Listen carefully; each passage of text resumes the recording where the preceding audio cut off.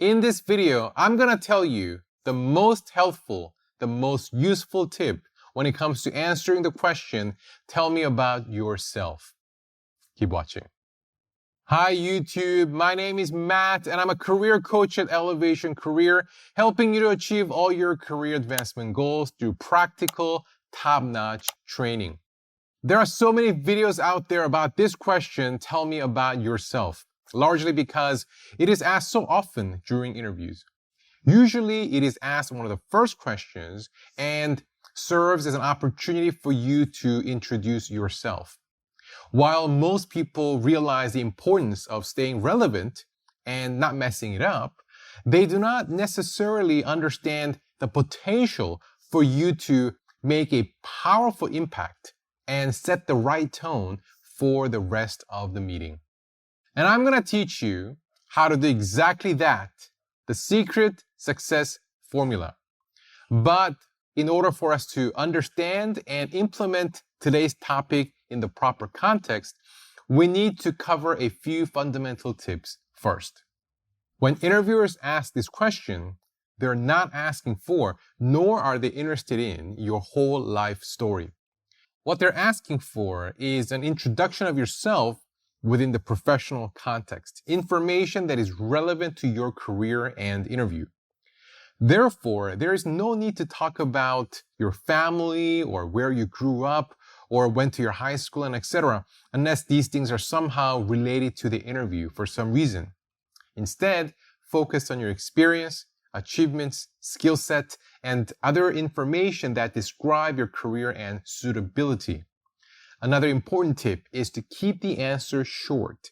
One of the most common mistakes in this kind of open-ended questions is to make your answer too long. Speaking too much and rambling on is the fastest way to lose the interviewer's attention and interest. And this is not how you want to set the tone for the rest of the meeting. Instead, you should keep the answer to 1.5 minutes to 2 minutes only. And if you can make it even shorter, even better.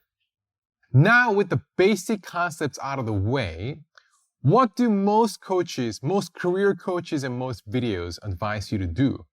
They usually ask you to take inventory of your professional experience, choose 2 to 3 items you are most proud of from each company, start with the current or the most recent work, and go backward chronologically, mentioning the top 2 to 3 points you chose, and then finish with why you're interested in the position you are interviewing for. Don't get me wrong, this is still a decent approach, definitely better than most answers out there. However, this approach is not going to make you stand out or memorable, and certainly you're not going to be able to start the interview with a bang. If you want to respond with a truly unforgettable answer that'll impress the interviewer right off the bat, this is what you need to do. You do not start with your own experience. Rather, you start with the job description. Let me explain. When we approach this question, we think, the interviewer wants me to tell them about myself. Great. Let me go through my experience, what I've achieved, and pick my top 3 items. Oh, and of course, I need to start with my current or the most recent experience and go backward because that's how resumes are written and I should probably do the same. And then off we go. But is this the best approach if we want to position ourselves as the ideal candidate for the job? You see, an interview at the end of the day is a sales meeting. It's a sales meeting with a very specific goal in mind, which is to convince the interviewer and the employer that you are the person who can solve their problems and meet their needs. If people understood this one thing, then most interview mistakes would be fixed automatically. So if we're going to convince the employer that we are the person to meet their most significant needs, we should know what they're first. And what is the best source of this information? The job description. A JD contains a wealth of invaluable information that will help you with your interview preparation. And you should know the job description inside out. And then, based on the JD, its responsibilities and requirements, you choose your experience, achievements, and skill set that match these details the best. If your current experience or current work is the closest match for the job, you start with that. But if instead, if it's your previous work that is the closest match, not a problem.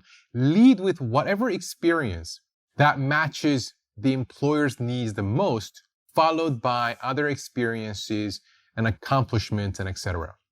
And then, instead of finishing off with why you're interested in the job, end the response by why you are the right fit for the position. Because while your interest is a useful piece of information, what's much more interesting and what the employer wants to know ultimately is how strong of a fit you are, and therefore why you're the right person for the position at hand. This is a reason why you want to end the response not with why you're interested, but rather why you are the person they should hire based on the qualifications you just told them. Does that make sense?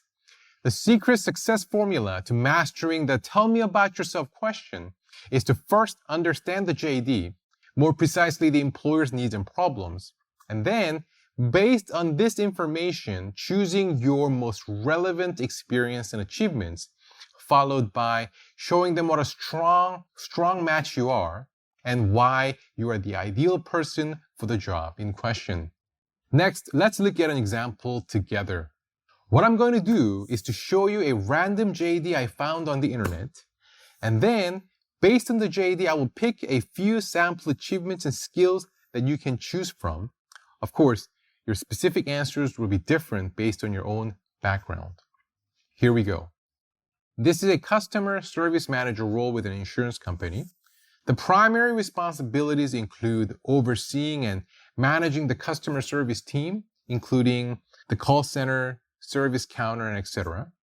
It also includes identifying key areas for improvement, developing/enhancing customer service related procedures, and providing coaching and guidance. From the requirements section, it says that life insurance domain knowledge, management experience, and customer service background are all necessary. For the sample answer, let's assume that you have some of these experiences and requirements in your previous and current roles. Also, the most relevant experience you have was at your last company instead of your current firm. So we'll start with the most pertinent experience and finish with why you are the person that they should hire or how you can contribute. My name is Matt, and I have extensive experience in customer service management, especially in the insurance industry. Previously at XYZ, I was responsible for overseeing their customer service team, including the call center.